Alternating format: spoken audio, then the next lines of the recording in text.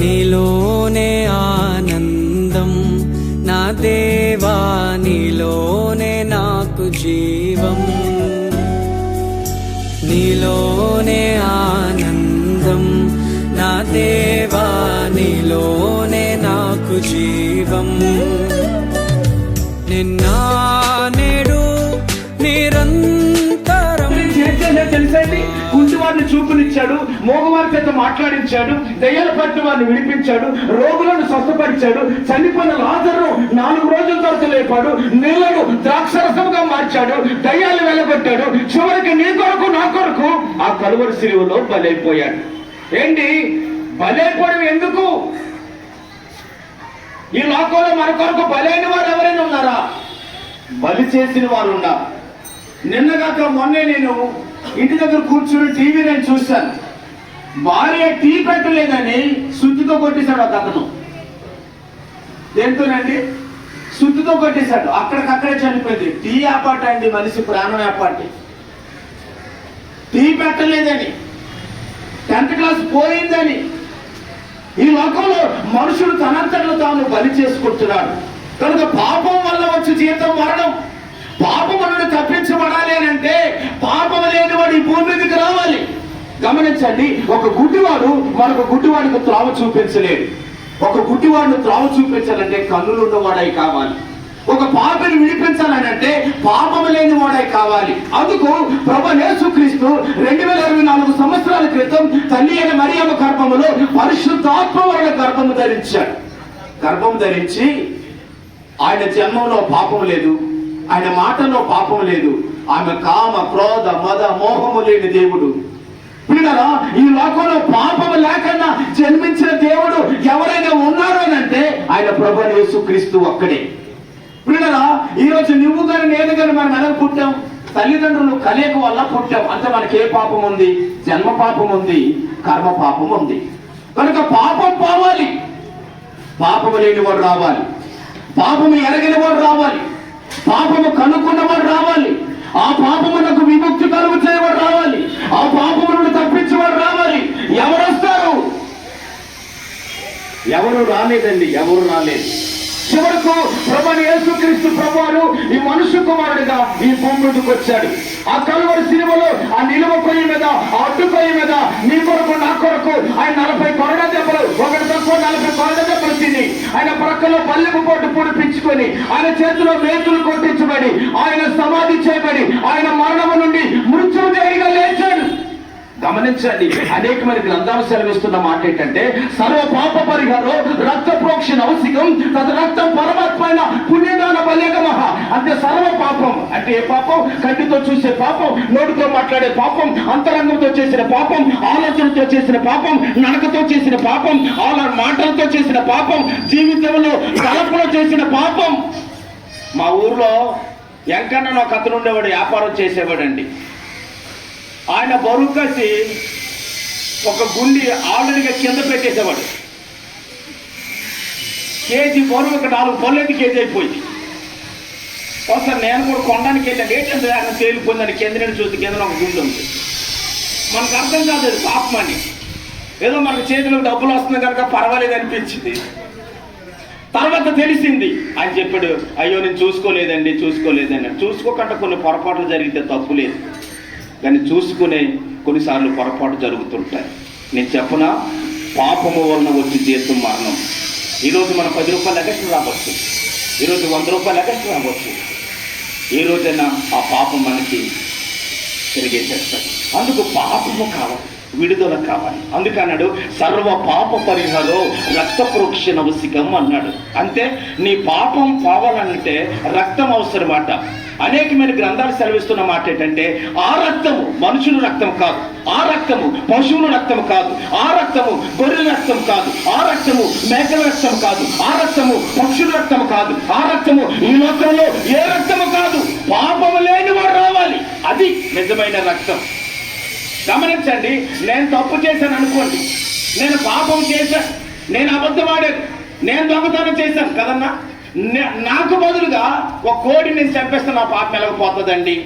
కోడిలో 2 గుణాలు ఉంటాయి, మనిషిలో 3 గుణాలు ఉంటాయి. కోడిలోకి 1 శరీరము, 2 ప్రాణం. మనిషిలో ఏముంది? ప్రాణం ఒకటి ఉంది, శరీరం ఒకటి ఉంది, ఆత్మ ఒకటి ఉంది. ఏమండు, జంతువులో ఒక ఆత్మ ఉంటే నువ్వు కత్తి పెట్టగానే కొత్త పనేదో ఎందుకని నాకు కొయ్యాలనుకుంటున్నావు? ఎందుకు నేను చంపాలనుకుంటున్నావు? నేనంత పని వాళ్ళు ఉంటా, నేనంత బలం లేని ఉంటా, రారా చూసుకోద్దు అని అంతదన్నదండి.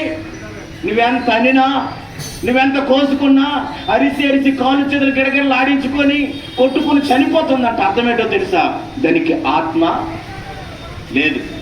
ఒక గొర్రెను కోయండి అని చచ్చిపోతుంది. ఒక జంతువు కోయడానికి దానికి ఏమి జవాబు ఇవ్వదు. మనిషి దగ్గరికి వెళ్ళు, పొరపాటున కాలు మొట్టుకుంటాను, సారీ బ్రదరు అన్న, సారీ అన్న అనకపోతే గోబోసిపోతుంది. కారణం ఏంటి? మనిషిలో ఉన్న పాపం విడుదల పొందాలంటే, మనిషిలో ఉన్న పాపం తప్పించబడాలంటే పాపం లేనివాడు రావాలి. ఒకసారి చేతులు అందరూ పైకెత్తుదాం. పాపం లేనివాడు ఎక్కడ నుండి ఉన్నాడండి? ఏ ఊర్లో దొరుకుతాడండి? ఎక్కడున్నాడండి? ఏ దేశంలో ఉంటాడు? ఏ ప్రాంతంలో ఉంటాడు? ఏ మార్కెట్లో దొరుకుతాడు? ఏ బజార్లో దొరుకుతాడు? ఏ మందుల షాపులో దొరుకుతాడు? ఏ బీర్ షాపులో దొరుకుతాడు? ఏ బీచ్లో దొరుకుతాడు? ఏ ఓడలో దొరుకుతాడు? ఏ పప్పుల్లో దొరుకుతాడు? ఎక్కడ దొరుకుతాడు? ఎక్కడ దొరకడండి?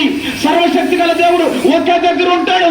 యేసుక్రీస్తు ప్రభువు చెప్పాడు, హృదయం అన్నిటికంటే మోసకరమైనది ఒక భక్తుడు చెప్తే అన్నాడు, నీ హృదయంలోని ప్రతి అలవాట్ల నుంచి విడిపించబడాలంటే ఆ హృదయాన్ని కలుగు చేసిన ఆ సృష్టికర్త అయిన దేవుడు ఈ భూమి మీదకి రావాలి. దేవునికి స్తోత్రం, హల్లెలూయా. నాకు ఒక తెలుసు, ఇక్కడ కంజర్ ఎక్కడ ఉంది? దేవునికి స్తోత్రం, హల్లెలూయా. ఒక భక్తుడు అంటున్నాడు, మీరు అలాగున్నా, దేవునికి స్తోత్రం.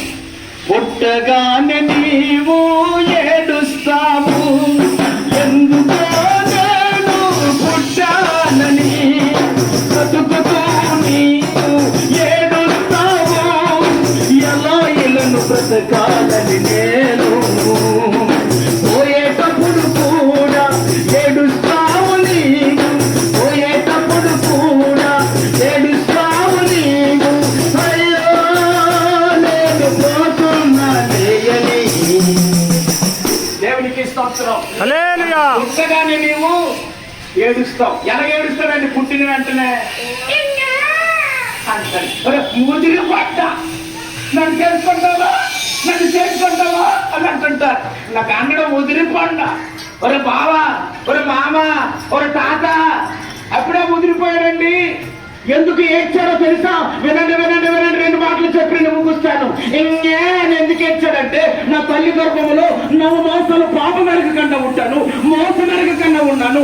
9 మాసాలు ఎవరికి మోసం చేయలేదు, ఎవరికి అబద్ధం ఆడలేదు. దేవా, ఈ పాప లోకంలో నన్ను ఎందుకు పుట్టించావు? ఈ పాపంలో నన్ను ఎందుకు పుట్టించావు? ముట్టగానే అలగేడ్చాడటండి తిమోతి గారు. ఏదండి చెప్పరు? అమ్మాయి ఎలాగేడ్చాడు? ఎంగాని సరే కొంతమంది పక్క నుండి బొక్కల మీద పుడిచి ఎంత ముదిరిపోంటాం. ఎంత ముదిరిపోవడం తెలుసండి? అబ్బా, అందుకే ఎంత లావుగా పుట్టాడు, ఎంత దడసగా పుట్టాడు. ఎవరు మడాలు చూడు ఎంత బాగుందో. నేను చెప్పనా ఎందుకు ఏడ్చాడు? పోను సరే, పుట్టేటప్పుడు ఏడ్చాడు, వ్యాపారం చేసినప్పుడు, ఉద్యోగం చేసినప్పుడు ఏడాలి కదండి, అప్పుడు ఏడిపే. పుట్టేటప్పుడు నువ్వు ఏడుస్తావు, బ్రతుకుతూ ఏడుస్తావు. బ్రతుకుతో ఏ ఏడిపండి? విల్సన్ గారు, ఏ ఏడిపండి? బ్రతకలేక. ఎలాగరా బాబు? అప్పు తెచ్చి వ్యాపారం చేయాలనుకుంటున్నాం, సాయంత్రికి సెలకపోతే అప్పు క్లియర్ అవ్వదు. సాయంత్రం రాగా అని సీట్లో వస్తాడు, ఇంటికి ఏంటి డబ్బులు కట్టావా?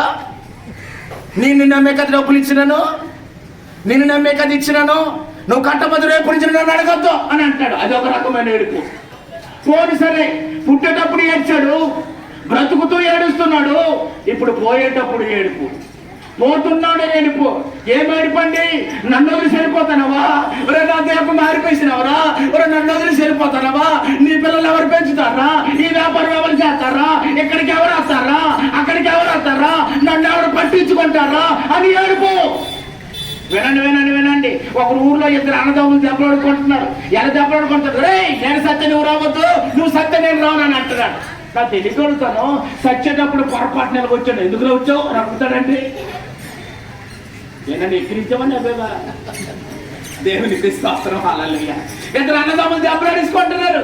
ఏమంటున్నారు? నేను సత్తే నువ్వు రావద్దు, నువ్వు సత్తే నేను రాని అంటున్నాడు. ఓ శవసరా, చాలా పౌరుషంగా ఉన్నారు అనుకున్నాను నేను. పొరపాటున సచ్చాడు అనుకోండి. ఇలా వచ్చారు, అన్నయ్య వచ్చారా నీ శవం చూడడానికి అంటే, ఎందుకు నా శవం దగ్గరికి వచ్చాడు అడుగుతాడండి.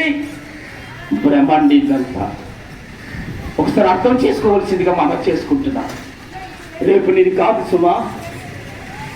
ఇక్కడ చక్కటి వ్యాపారం చేసి చేతి నిండా డబ్బులు సంపాదించుకొని మంచి ఆరోగ్యాన్ని పొంది ఇక్కడ నుంచి ఇంటికి వెళ్తామని గ్యారంటీ మనకు లేదు. ఏ క్షణం ఎలా ఉంటామో తెలియదు, ఏ దినం ఎలా ఉంటామో తెలియదు. అందుకే ప్రభువైన యేసుక్రీస్తు వారు చెప్తున్నారు, ప్రయాసపడి భారమును మోయిచున్న సమస్త జనులారా నా యొద్దకు రండి, నేను మీకు విశ్రాంతిని ఇస్తాను అంటున్నాడు. విశ్రాంతి కావాలనుకుంటున్నావా? నెమ్మది కావాలనుకుంటున్నావా? సుఖము కావాలనుకుంటున్నావా? నీ వ్యాపారంలో అభివృద్ధి చెందాలనుకుంటున్నావా? నీ పాపాలు క్షమించబడాలనుకుంటున్నావా? నీ వ్యసనం నుంచి తొలగించబడాలనుకుంటున్నావా? అయితే ఇంకెందుకు ఆలస్యం? ఇదిగో దైవ సేవకులు మీ పక్కనే ఉన్నారు. ఈ పరిసర ప్రాంతంలో మా తమ్ముడు ఇజ్రాయేల్ చక్కని పరిచయం చేస్తున్నాడు. మీ కొరకు ప్రార్థన చేస్తాడు. ప్రార్థన పరుడు మోకరించి ప్రార్థన చేస్తాడు. నేను చెప్పనండి, ఆలస్యం చేస్తే అమృతం కూడా ఏమైపోతాడట? నేను చెప్పండి, కొంచెం చెప్పండి. నువ్వు ఆలస్యం చేస్తే ఏమైపోతుంది? విషమైపోతుంది. అమృతము, అమృతం కూడా విషమైపోతుంది. అమృతము కూడా. దేవునికి స్తోత్రం, హల్లెలూయా. ఆ విషయం అయిపోక మునిపే, నీ జీవితం కాలగర్భంలో కలిసిపోక మునిపే, నీ బ్రతుకు నాశనం అవ్వక మునిపే సొంత రక్షకుడైన యేసుక్రీస్తుని అంగీకరించు. ఇదే చివరి సమయం. రేపు ఉంటామో లేదో తెలియదు కనుక ప్రభు నమ్మండి, రక్షణ పొందండి. ఈ మాటలో ప్రభు మన వినికిడిలో దీవించును గాక.